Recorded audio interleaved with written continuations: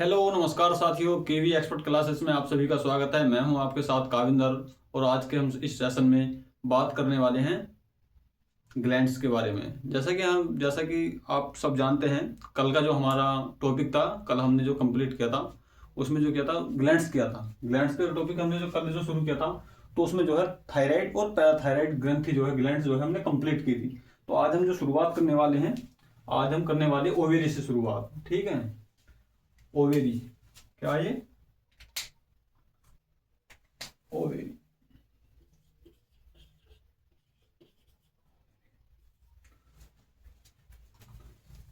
यदि मैं इसकी ओवेरी की बात करूं तो ओवेरी की संख्या जो दो होती है। ठीक है, कितनी होती है? दो।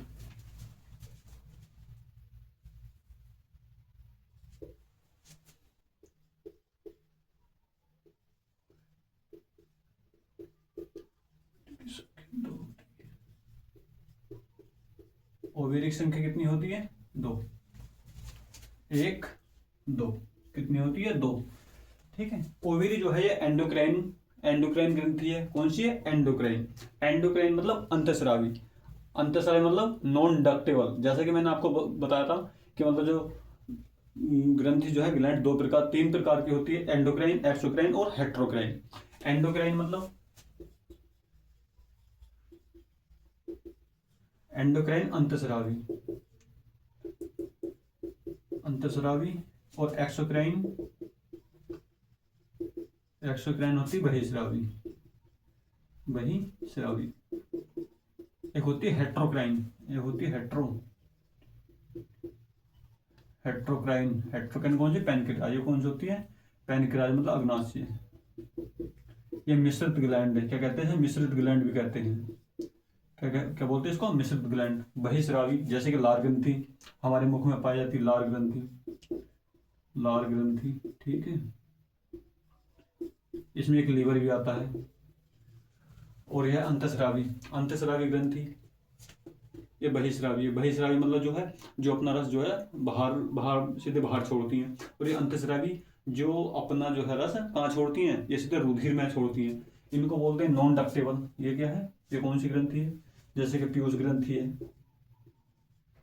पीयूष है, थाइमस है, थायराइड है। ठीक है, ये क्या है? ये नॉन डक्टेबल है, नॉन डक्टेबल, नॉन डक्टेबल। और ये है ductable, non ductable. Non ductable, ductable मतलब जो है नलिका, ये नलिका के माध्यम से अपना स्राव। नॉन डक्टेबल, सॉरी, हाँ, ये जो है डक्टेबल मतलब नलिका युक्त। नलिका, ये नलिका, ये एक नली के माध्यम से अपने जो है ये ये जो हार्मोन्स छोड़ती हैं। ये कौन? ये जो एंडोक्राइन जो है ये हार्मोन्स को स्राव करती हैं। और ये जो है ये एंजाइम का स्राव करती हैं। क्या करती हैं? एंजाइम का स्राव। ठीक है, ये क्या करती हैं? एक्सोक्राइन एंजाइम छोड़ती हैं, एंडोक्राइन हार्मोन छोड़ती हैं। ठीक है, एंडोक्राइन जो है ये नॉन डक्टेबल होती हैं, एक्सोक्राइन डक्टेबल होती हैं। एंडोक्राइन जो है ये जो है अपना रस कहाँ छोड़ती है? हार्मोन्स कहाँ छोड़ती है? सीधे रुधिर में। और ये एक्सोक्राइन जो है अपना एंजाइम कहाँ छोड़ती हैं? जैसे कि मुंह है, ये बाहरी स्तरों पर ये छोड़ती हैं। जैसे कि हमारे अमाशय पेट है, क्या छोड़ता है? म्यूकस छोड़ता है। वो कहाँ? बाहरी लेयर पर छोड़ता है। किससे? HCl से बचाने के लिए। ये कल जो है हमारा एक कल का टॉपिक था हमारा। आज का जो टॉपिक हम शुरू कर रहे हैं वो है ओवेरी। ओवेरी के बारे में हम आपको बताने वाले हैं।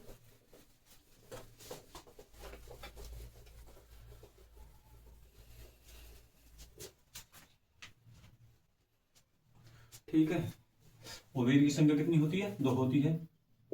यह है एंडोक्राइन, यह है एंडोक्राइन, एंडोक्राइन ग्लैंड्स है, ग्लैंड्स है। ठीक है, ओवेरी की संख्या कितनी होती है? दो। और यह कौन सी ग्लैंड्स है? यह एंडोक्राइन मतलब अंतःस्रावी ग्रंथि, non ductable, non ductable gland है। यदि इसकी मैं ओवेरी की लंबाई की बात करूं, लंबाई कितनी होती है? लंबाई, लंबाई, चौड़ाई। और यदि इसकी मोटाई की बात करूं, मोटाई, लंबाई, चौड़ाई और मोटाई। लंबाई कितनी होती है? लंबाई होती है 3 3 mm, 3 सेमी। और जो चौड़ाई 2 सेमी, ठीक है, और मोटाई 1 सेमी कितनी होती है, ठीक है, समझ गए कितनी होती है इसकी जो मोटाई होती है,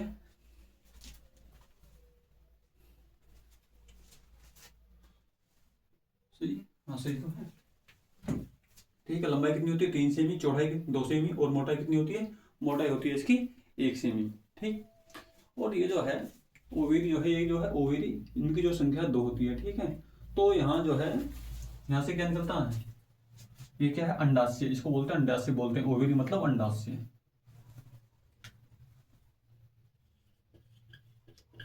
अंडाशय से क्या बाहर निकलता है, अंडाशय से ओवियम बाहर निकलता है, क्या निकलता है यहाँ से, ओवियम। ओवियम कहाँ कहाँ निकलता है, ओवियम कहाँ होता है, ओवियम यहाँ होता है, ठीक है। ये क्या है, ओवेरी, ओवेरी मतलब अंडाशय,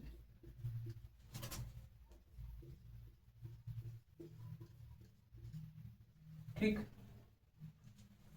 ओवियम कहाँ होता है, ओवियम होता है अंडाशय के अंदर, ठीक। शुक्राणु जो है, शुक्राणु मतलब स्पर्म, शुक्राणु कहाँ से आएगा, जब जो है पुरुष जो है, पुरुष और मेल और फीमेल जो है, जब निषेचन की क्रिया करते हैं, निषेचन के बाद जो है, निषेचन कहाँ होता है, निषेचन करते हैं, तो निषेचन जो है, या महिला का शुक्राणु, सॉरी, पुरुष का शुक्राणु और महिला का अंडाणु, ओवियम, पुरुष का स्पर्म कहाँ से आएगा, यहाँ से, कहाँ आएगा, यहाँ के बाद कहाँ जाएगा, यहाँ के बाद कहाँ जाएगा, यहाँ, कहाँ, फैलोपियन नलिका, ये कौन सी है, फैलोपियन ट्यूब, क्या है, फैलोपियन, फैलोपियन, फैलोपियन नलिका बोल रहे हैं या ट्यूब, क्या है ये, फैलोपियन नलिका, ठीक है। तो ये पुरुष का जो है, ये क्या है, शुक्राणु, और महिला का क्या है, ये अंडाणु है। ये अंडाणु से निकल कर, अंडाशय से निकल कर कहाँ जाएगा, ये फैलोपियन नलिका में जाएगा, कहाँ जाएगा, फैलोपियन नलिका में, ठीक है। जब फैलोपियन नलिका में जाएगा, निषेचन कहाँ होगा, निषेचन जो है यहाँ होता है। एक बात मैं आपको बता दूं कि प्रत्येक माह ओवेरी से एक जो है अंडाणु बाहर निकलता है, प्रत्येक माह, ठीक है। यदि मैंने मान लिया कि जनवरी माह में किससे निकला एक अंडाणु, इस बारी ओवेरी से, फर्स्ट से, और जो है फरवरी में मतलब जो अंडाणु किससे निकलेगा, सेकेंडरी से, ठीक। फर्स्ट और सेकंड, प्रत्येक माह अदल बदल करके इनसे जो है प्रत्येक माह जो है एक अंडाणु रिलीज होता है, ठीक है।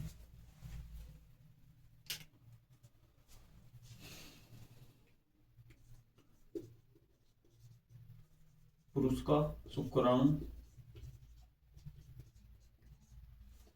शुक्राणु तथा स्त्री का अंडाणु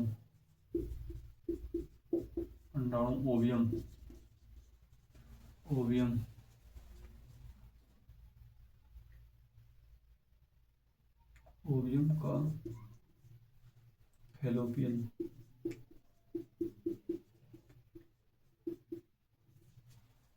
ट्यूब में मिलना क्या कहलाता है, निषेचन कहलाता है, निषेचन कहलाता है, ठीक है। क्या कहलाता है, निषेचन। पुरुष का जो है शुक्राणु और स्त्री का अंडाणु ओवियम का फैलोपियन ट्यूब में मिलना निषेचन कहलाता है, ठीक है। कहाँ होता है निषेचन, फैलोपियन ट्यूब में होता है। कभी कभी क्वेश्चन पूछा जाता है कि निषेचन की क्रिया कहाँ पर संपन्न होती है, तो निषेचन की क्रिया कहाँ पर संपन्न होती है फैलोपियन नलिका में या फिर फैलोपियन ट्यूब में, ठीक है। पुरुषों का शुक्राणु तथा स्त्री का अंडाणु ओवियम फैलोपियन ट्यूब में मिलना निषेचन कहलाता है।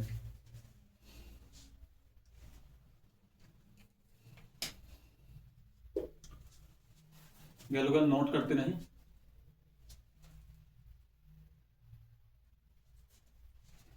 निषेचन को जो है इंग्लिश में क्या बोलते हैं, फर्टिलाइजेशन, क्या बोलते हैं इसको, फर्टिलाइजेशन।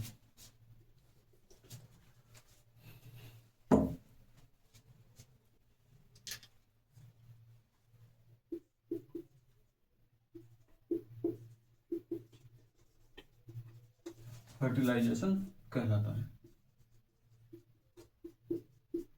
फर्टिलाइजेशन कहलाता है।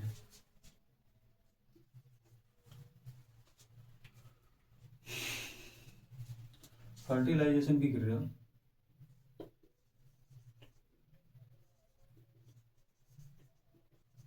फर्टिलाइजेशन की क्रिया के बाद क्या बनता है? बाद जाइगोट बनता है। जाइगोट जाइगोट बनता है। जाइगोट कहाँ बनता है? जाइगोट बनता है फैलोपियन नलिका में। ठीक है, जाइगोट बनने के बाद जो है कहाँ रिलीज होता है?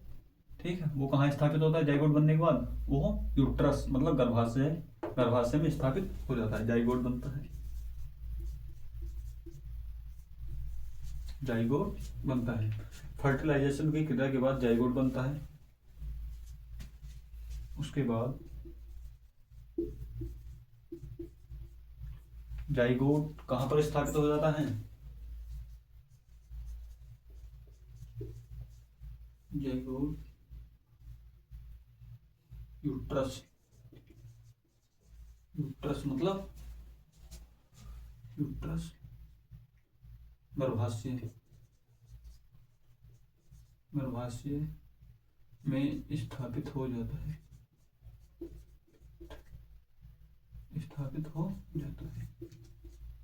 गर्भाशय में स्थापित हो जाता है।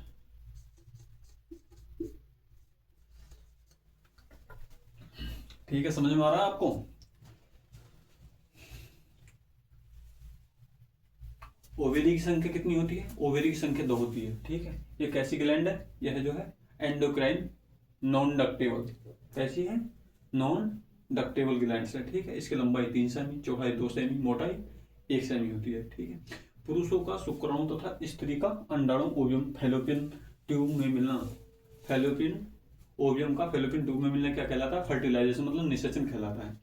मैंने जैसा आपको अभी बताया था, प्रत्येक किसी भी एक ओवेरी से एक अंडाणु निकलता है, ओवियम निकलता है। ठीक है, क्या निकलता है? ओवियम निकलता है। ओवियम का निकलना यहाँ से क्या कहलाता है? ओवियम का अंडाणु से निकलना, सॉरी, ओवियम का अंडाशय से निकलना क्या कहलाता? अंडोत्सर्ग कहलाता है। क्या कहलाता? अंडोत्सर्ग कहलाता है। ठीक है, यहाँ जो है जब ये निकलता है, क्या ओवियम जब निकलता है यहाँ से, तो पुरुष का जो शुक्राणु है, पुरुष का शुक्राणु और स्त्री का अंडाणु का मिलना क्या कहलाता है? निषेचन कहलाता है। ठीक है, निषेचन क्रिया के बाद क्या बनता है? जाइगोट।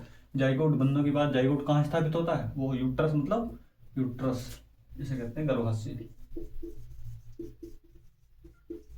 यूट्रस गर्भाशय में स्थापित हो जाता है। ठीक है, कहाँ? फर्टिलाइजेशन की क्रिया के बाद जाइगोट बनता है। उसके बाद जाइगोट यूट्रस गर्भाशय में स्थापित हो जाता है, जिससे वही जाइगोट जाइगोट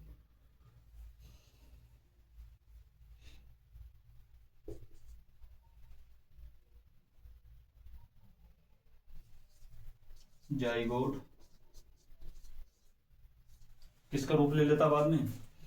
जाइगोट बच्चे का रूप ले लेता है, रूप ले लेता है। ठीक है, आपको दिख रहा नहीं? अभी मैं इसकी बिल्कुल क्रियाविधि बताऊंगा कि मतलब कैसे कैसे होता है। आप इसको जो है नोट करते रहें। यदि आपको कोई कहीं पर भी समझ में नहीं आ रहा तो आप मैसेज के माध्यम से हमसे पूछ सकते हैं।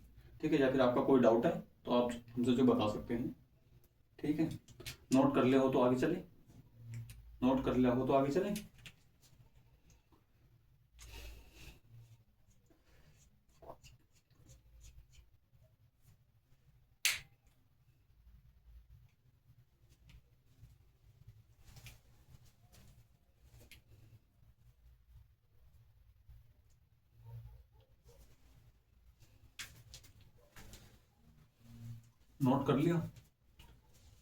नोट।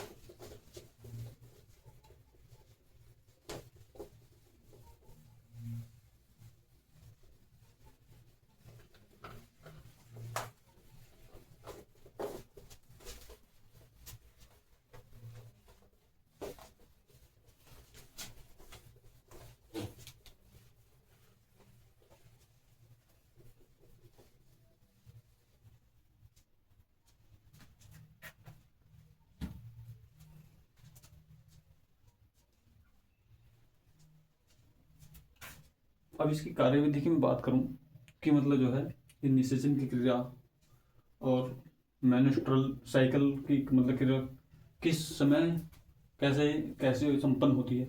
तो यदि मैं इसके बारे में बात करूं, जब मासिक धर्म होता है किसी भी महिला को, जब मासिक यौन अवस्था के बाद जब मासिक धर्म होता है तो 13 से 14 साल की उम्र, 12 से 13 साल की उम्र में जो है मासिक धर्म शुरू हो जाता है। ठीक है, कितनी उम्र में? 12 से 13 साल की उम्र में।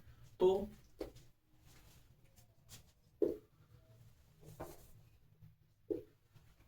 फर्स्ट के 1 से पहले और 5वें दिन, पहले 1 से 5वें दिन जो है ऋतुस्राव होता है। क्या होता है? ऋतुस्राव।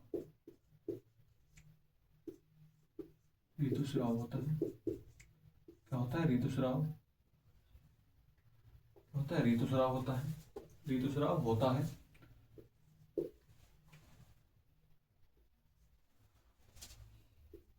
5 से 13 दिन क्या होता है? 5 से 13 दिन जो है एंड्रोमेट्रियम का निर्माण होता है। क्या होता है? एंडोमेट्रियम।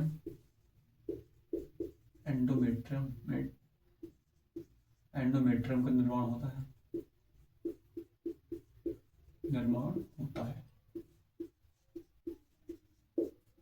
एंडोमेट्रियम का निर्माण होता है।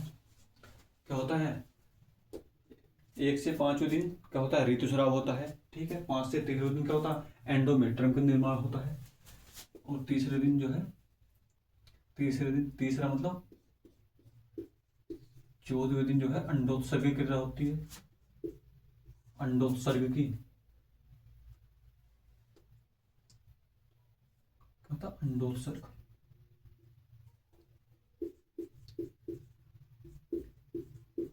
अंडोत्सर्ग की क्रिया होती है। ठीक है, अंडोत्सर्ग मतलब अंडाशय से अंडाणु का निकलना क्या कहलाता है? अंडोत्सर्ग कहलाता है। क्या कहलाता है? अंडोत्सर्ग कहलाता है। ठीक,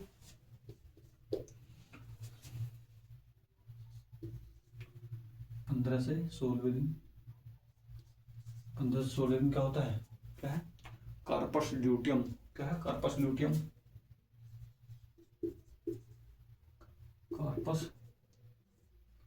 कार्पस ल्यूटियम का निर्माण होता है। कार्पस ल्यूटियम का निर्माण होता है। का निर्माण तथा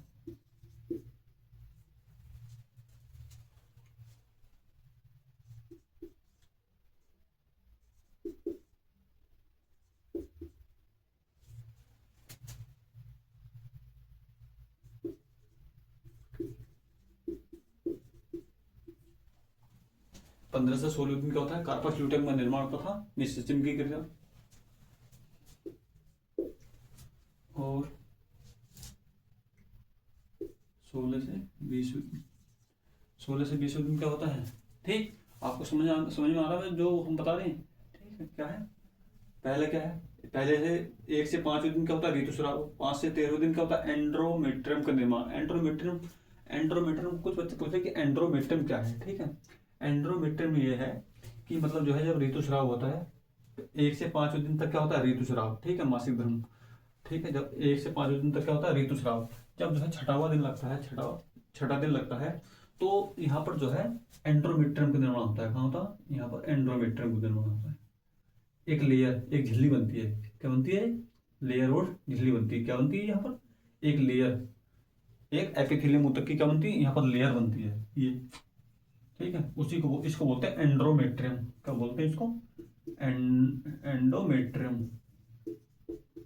इसको बोलते हैं एंड्रोमेट्रियम। ठीक है, इसका निर्माण कब होता है? इसका निर्माण 5 से 13वें दिन। क्या होता है? 5 से 13वें दिन की काल अवधि में एंड्रोमेट्रियम का निर्माण होता है। ठीक, 14वें दिन क्या होता है? 14वें दिन जो है अंडोत्सर्ग होता है। अंडोत्सर्ग मतलब यहाँ से जो है अंडाशय से अंडाणु का निकलना, अंडाशय से ओवियम का निकलना क्या कहलाता है? अंडोत्सर्ग कहलाता है। ठीक है, क्या कहलाता है? अंडोत्सर्ग। जब यहाँ से अंडाशय से ओवेरी से जब अंडाणु निकलेगा, ओवम निकलेगा, कहाँ आएगा? फैलोपियन ट्यूब में। ठीक है, जब यहाँ से ओवम निकलेगा, यहाँ पे इसके निकलने के बाद यहाँ पर क्या बनता है? फिर तुरंत कार्पस ल्यूटियम का निर्माण होता है। क्या होता है? कार्पस ल्यूटियम का निर्माण होता है। जब यहाँ पे जो है ओवियम कहाँ निकला? यहाँ से ओवियम निकला, कहाँ पहुंच गया, यहाँ पहुंचा, तो यहाँ पर क्या बनना शुरू हो जाएगा, यहाँ पर बनना शुरू होगा corpus luteum, corpus corpus luteum बनना शुरू हो जाएगा। कार्पस ल्यूटियम का निर्माण कहाँ होगा, अंडाशय में। कहाँ शुरू होगा, निर्माण कहाँ होगा, अंडाशय में। ठीक है, क्यों, क्योंकि यहाँ से जो है ओवियम निकल चुका है, किस लिए, निषेचन के लिए। क्यों, पुरुष का जो स्पर्म में कहाँ पर मिलेगा वो आगे, वो फैलोपियन नलिका में मिलेगा। ठीक है, उसके बाद जो है कार्पस ल्यूटियम का निर्माण तथा निषेचन की क्रिया, निषेचन की क्रिया कहाँ पर संपन्न होती है, निषेचन की क्रिया कहाँ पर संपन्न होती है, वो होती है हमारी फैलोपियन नलिका में। फैलोपियन नलिका में, फैलोपियन नलिका में निषेचन की क्रिया संपन्न हुई। उसके बाद जो है फिर जो है निषेचन की क्रिया संपन्न हुई। उसके बाद जो है यहाँ पर क्या बनता है, निषेचन की क्रिया के बाद क्या, जाइगोट बनता है। जाइगोट बनने के बाद क्या होता है, फिर जाइगोट बनने के बाद जाइगोट कहाँ पर स्थापित हुआ, फिर यूट्रस, यूट्रस मतलब गर्भाशय में रोपित हो जाता है। ठीक, 15 से 16 दिन कार्पस ल्यूटियम मैंने आपको बताया था। ठीक है, तथा फैलोपियन का निषेचन भी होता है। और आगे जो है 15 से 16 दिन क्या होता है, ठीक है, 15 से 16 दिन, 15 से 16 दिन, हाँ सॉरी, होता है 20 से 25 दिन क्या होता है, 20 से 25 दिन जो है निषेचित अंडे का, निषेचित अंडा कहाँ पर स्थापित होता है, वो गर्भाशय में। निषेचित अंडा, निषेचित अंडे का गर्भाशय में स्थापित होना, यूट्रस में स्थापित होना, में स्थापित होता है। कहाँ होता है, कहाँ हो जाता है, 20 से 25 दिन क्या होता है, निषेचित निषेचित अंडे का यूट्रस में स्थापित होना। ठीक, समझ में आ गया आपको, जल्दी इसको नोट कर लो और आगे बताएंगे।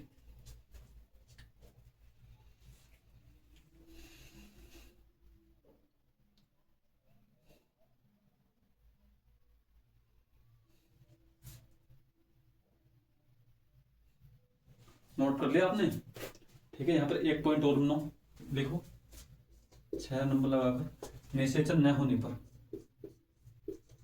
निषेचन न होने पर, निषेचन न होने पर कॉर्पस ल्यूटियम का नष्ट होना, कॉर्पस ल्यूटियम, कॉर्पस ल्यूटियम का नष्ट होना, नष्ट होना तथा नए मासिक धर्म का तथा नए आवर्त चक्र का शुरू,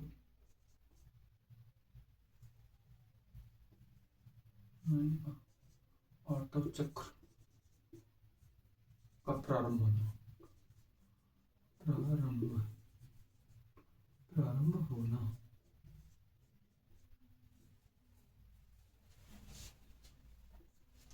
ठीक है,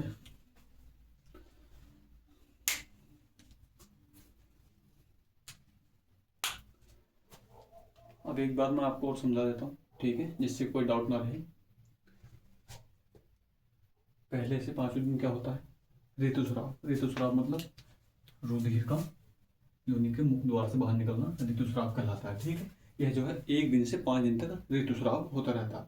1 से 5 दिन तक क्या होता है, ऋतुस्राव। ठीक है, और 5 से 13 दिन एंड्रोमेट्रियम का निर्माण।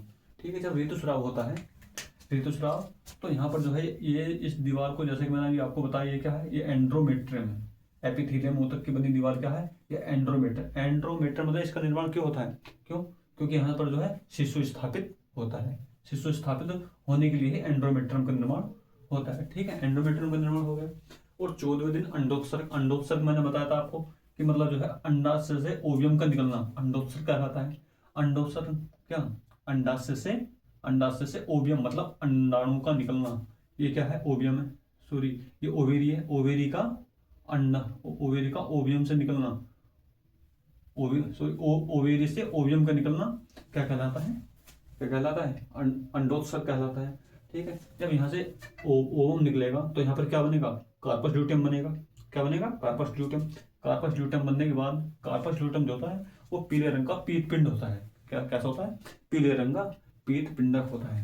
ठीक है, तो यहाँ पर जो जाएगा ओवरी, ओवम कहाँ जाएगा, फैलोपियन नलिका में। फैलोपियन नलिका में क्या होगा, निषेचन, निषेचन होगा। क्यों, क्योंकि यहाँ पर जो है स्पर्म है, स्पर्म का और ओवम का आपस में मिलना क्या कहलाता है, निषेचन कहलाता है। क्या कहलाता है, निषेचन कहलाता है। यह कितने कब होती है, 20 से 25वें दिन की अवधि में होती है। कितने दिन की, निषेचन जो अंडा जो निषेचित होता है वो किस अवधि में होता है, 20 से 25वें दिन तक। 25वें दिन का होता है निषेचन होता है। ठीक है, निषेचित अंडा। ठीक, तो यहाँ पर जो है निषेचित हो गया, तो ये जो है एक जाइगोट का रूप ले लेता है। किस चीज का, जाइगोट। फिर जो है 20 से 25 दिन निषेचन की क्रिया जो होती है वो 25 से 16 दिन होती है। ठीक है, और उसके बाद जो है 25 से 15 से 16 दिन का होता है निषेचन होता है।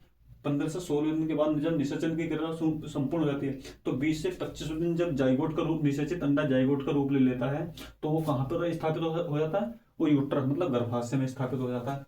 यदि निषेचन नहीं हुआ, यदि काय का ओवम का स्पर्म से निषेचन नहीं होता है, तो वो कहाँ निकल जाता है, वो बाहर निकल जाता है, ऋतुस्राव के माध्यम से बाहर निकलता है। और ये जो ना एंट्रोमेट्रियम की दीवार जो है, एंट्रोमेट्रियम की दीवार कहाँ निकल जाती है, बाहर निकल जाती है। कहाँ, ये बाहर ऋतुस्राव के माध्यम से बाहर निकल जाती है। ठीक है, और फिर दोबारा से ही ऋतुस्राव होना शुरू हो जाता है। ठीक है, इसको कहते हैं ऋतुस्राव। ठीक, जैसे जिसको बोलते हैं हम मासिक धर्म भी कहते हैं इसको। ठीक, जल्दी इसको नोट कर लो, फिर जो अभी हम आपको एक ग्लैंड्स के बारे में और बताने वाले हैं।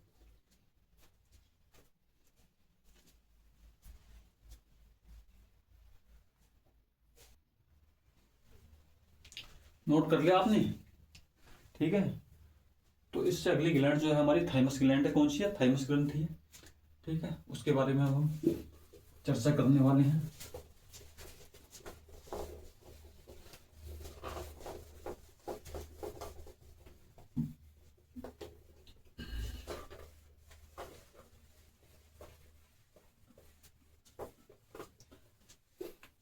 प्रत्येक माह कहाँ से एक अंडा रिलीज होता है, अंडाशय से।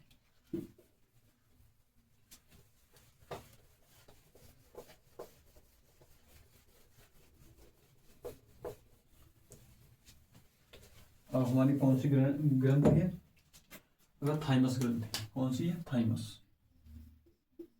थाइमस, थाइमस ग्रंथि, थाइमस ग्रंथि। यदि मैं इसकी स्थिति की बात करूं, स्थिति कहाँ स्थित होती है,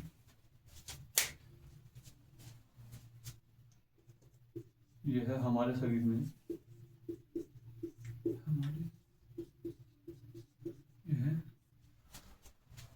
हमारे शरीर में कहाँ स्थित होती है, स्टमनम, जानते हैं स्टमनम,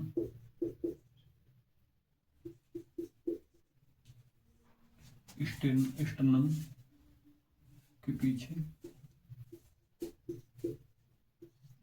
स्टेनम के पीछे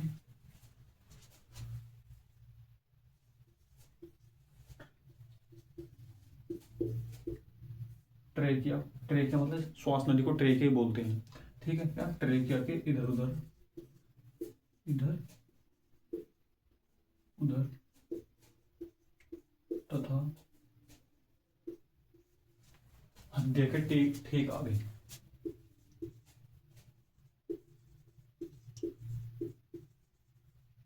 आगे स्थित होती है।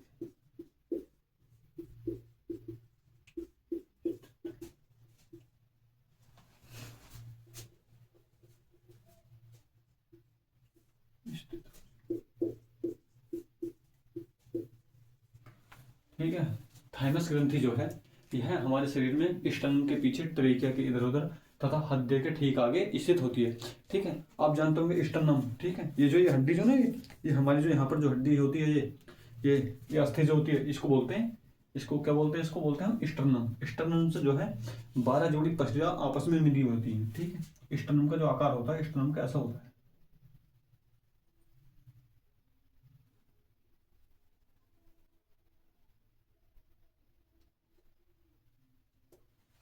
इस तरह से इससे 12 जोड़ी पसलियां आपस में जुड़ी होती हैं। ठीक है, इस तरह से ये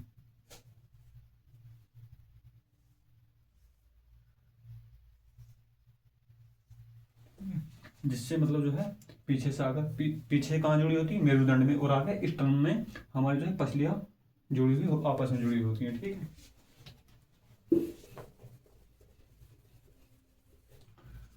थाइमस, इससे निकलने वाला हार्मोन कौन सा है, थाइमस ग्रंथि से निकलने वाला हार्मोन कौन सा है, यदि मैं हार्मोन्स की बात करूं कौन सा है, थाइमोसिन हार्मोन। कौन सा है, थाइमोसिन, थाइमोसिन हार्मोन्स।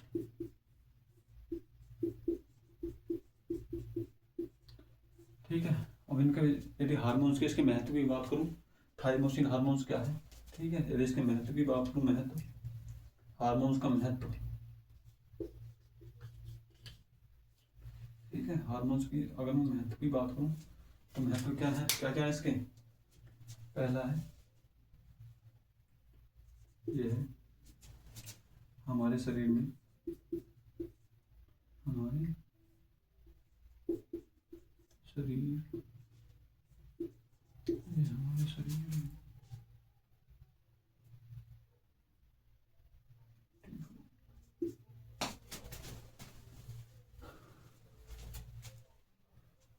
यह हमारे शरीर में, ये हमारे शरीर में इम्यूनिटिक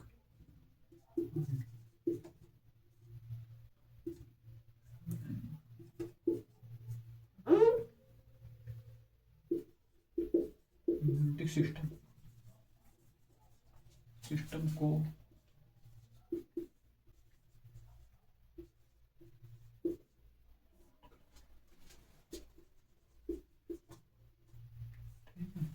पहले क्या है इसका महत्व, यह हमारे शरीर में इम्यूनिटी सिस्टम को मजबूत करता है। दूसरा है यह है हमारे शरीर में T4 लिम्फोसाइट्स। ठीक है, क्या है, T4 लिम्फोसाइट्स।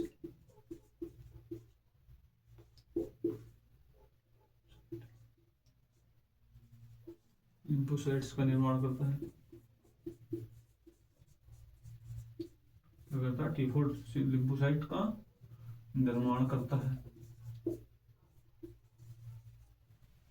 ठीक है, यह T4 लिम्फोसाइट से का निर्माण करता है तथा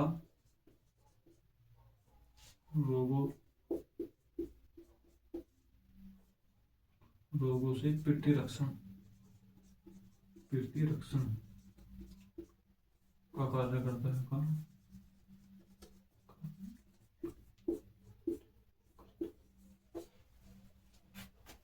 ठीक है, थाइमस ग्रंथि जो कहाँ स्थित होती है, स्टर्नम के पीछे ट्रेके के इधर उधर तथा हृदय के ठीक आगे स्थित होती है। हार्मोन्स निकलने वाला हार्मोन्स कौन सा है, वो है थाइमोसिन हार्मोन्स। कौन सा है, थाइमोसिन हार्मोन्स है। ठीक, और इसके महत्व की अगर मैं बात करूँ, इसका महत्व क्या है, ये हमारे शरीर में इम्यूनिटी सिस्टम को मजबूत करता है। ठीक, पहला है ये। दूसरा है, दूसरे की बात करूँ मैं, दूसरा क्या है, दूसरा है यह हमारे शरीर में T4 लिम्फोसाइट का निर्माण करता है तथा रोगों से प्रतिरक्षण का कार्य करता है। कौन करता है, थाइमोसिन हार्मोन्स। किससे निकलता है, थाइमस ग्रंथि से। कैसी है ये, एंडोक्राइन है एक्सोक्राइन है ये, एंडोक्राइन। एंडोक्राइन मतलब अंतस्रावी। नॉन डक्टेबल है, डक्टेबल है, ये जो है नॉन डक्टेबल। क्यों, क्योंकि ये हार्मोन्स का स्राव करती है, और हार्मोन्स का जो स्राव करने वाली जो ग्लैंड्स है वो नॉन डक्टेबल होती है। क्योंकि ये हार्मोन्स का स्राव जो है कहाँ करती है, जैसे रुधिर में करती है। ठीक है, ना कि ये हमारे शरीर की बाहरी सतह पर। ठीक, और मैं इसके अगर अगले अगले पॉइंट के बारे में यदि मैं बात करूं, यह है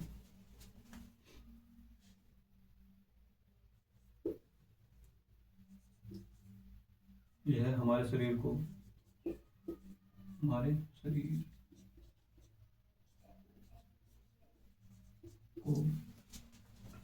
रोगों से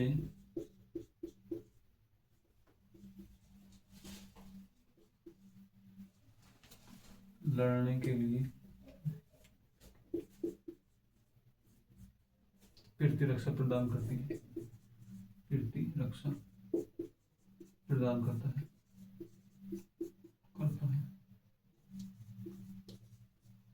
कौन, थाइमोसिन हार्मोन्स। ठीक है, क्या करता है, यह हमारे शरीर को रोगों से लड़ने के लिए प्रतिरक्षा प्रदान करता है। ठीक है, और इसकी मैं एक बात और मैं बता दूं, यह जो है युवा अवस्था में अधिक सक्रिय, ठीक है, युवा अवस्था में क्या है, ये सक्रिय होती है, और जो है यह वृद्धावस्था में निष्क्रिय हो जाती है। ठीक है, कभी कभी एग्जाम में क्वेश्चन आता है कि कौन सी ग्लैंड युवा अवस्था में विलुप्त हो जाती है, कौन सी, वो थाइमस ग्रंथि है। ठीक है, कौन सी, थाइमस ग्रंथि है। आपने नोट कर लिया, फिर आगे चलते हैं हम।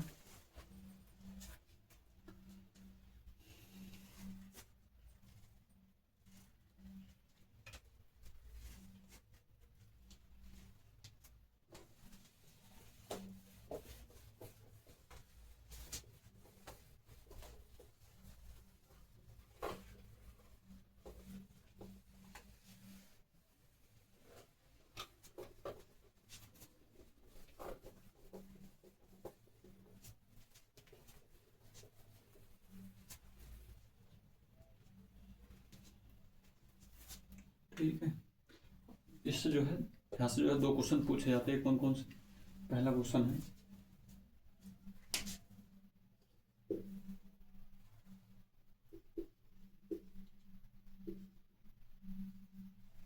किस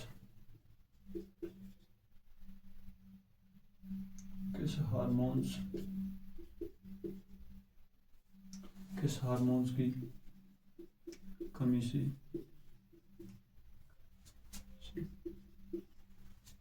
किस हार्मोन्स की कमी से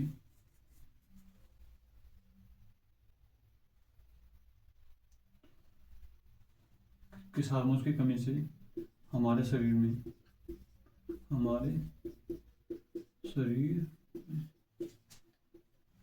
रोगों से लड़ने की क्षमता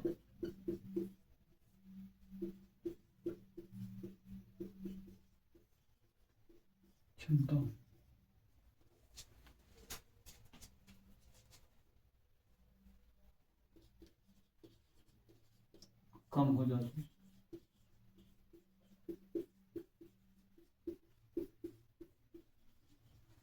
थाइमोसिन हार्मोन कौन सा है?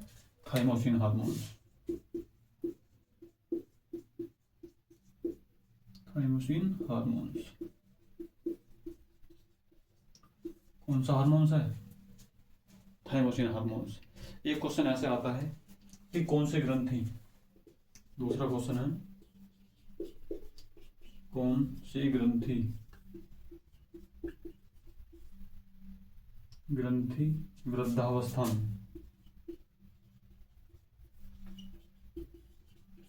वृद्धावस्था में विलुप्त हो जाती है, विलुप्त हो जाती है। विलुप्त का मतलब है जो वृद्धावस्था में जो है थाइमस ग्रंथि जो है वृद्धावस्था में काम करना बंद कर देती है। ठीक है, क्यों? क्योंकि थाइमोसिन हार्मोन निकलता नहीं है। ठीक है, वृद्धावस्था में यह जो है थाइमस ग्रंथि जो है ये काम करना बंद कर देती है। ठीक है, काम करना बंद कर देती है मतलब थाइमोसिन निकालना जो है बंद कर देती है, ये विलोप हो जाती है। विलोप का मतलब विलुप्त मान लेते हैं इसको। तो जब ये काम करना बंद, तो इसलिए आपने देखा होगा जो आपके गांव में, शहर कस्बों में जो वृद्ध लोग होते हैं उनके शरीर को जो है बीमारी जकड़े रहती है। ठीक है, तो उसका क्या कारण है? उसका कारण ये है कि थाइमस ग्रंथि ने जो है हमारी जो है शरीर में काम करना बंद कर दिया है। काम करना बंद मतलब थाइमोसिन हार्मोन्स का जो है रिलीज होना बंद हो गया है। ठीक है, उसका यही कारण है। ठीक है, कौन सी ग्रंथि वृद्धावस्था में विलुप्त हो जाती है, इस तरह से आपके एग्जाम में क्वेश्चन आएगा। ठीक है, तो आपका आंसर क्या होगा? वो थाइमस ग्रंथि है। कौन सी? थाइमस ग्रंथि।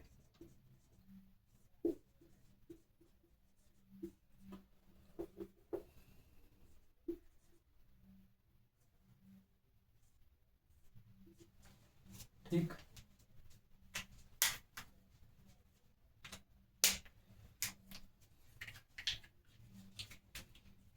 आज के लिए इतने काफी है। मिलते हैं अगली क्लास में कल।